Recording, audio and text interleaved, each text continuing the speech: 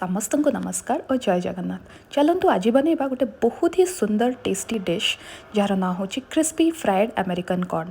जो मु रेस्टोरेंट जाए था छोट हो था कि बड़ रेस्टोरेंट होता मु ए वेज स्टार्टर बिना मोर मेन्यूटा इनकम्प्लीट थाए। तो चलतु आज बनइबा।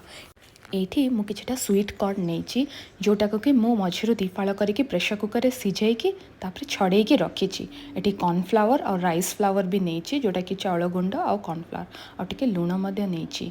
आउ एबे आमे से स्वीट कॉर्न गुड़ा को भलरे कोटिंग करदेबा कॉर्नफ्लावर और राइस फ्लावर सहित। आपन चाहिए जदि टिके मैदा भी ऐड कर पारिबे। तापरे मु एठी गोटे पैन रे बिल्कुल भी तेल देनी आउ मु किछटा ग्रेटेड जिंजर और छोट छोट काटी थिबा रसुण को पकईची आ मुझे ठोपे भी तेल देनी आपन देखि पार्थुबे।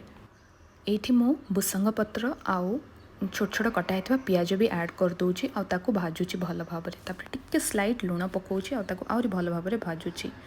तापर एठी जो मु शैलो फ्राई करके रखीची स्वीट कॉर्न ताकू मु एठी पकई दूची आ भल भाव में ताकू फ्राए करूची। आउ ए फ्राईटा आमे जेतले करबा आमे टिके ध्यान रखिबा जे गैस रो फ्लेमटा हाई रही दरकार। ये मुझे चिली पाउडर ऐड कर दूची आपन चाहिए तो चिली फ्लेक्स भी ऐड कर पारिबे।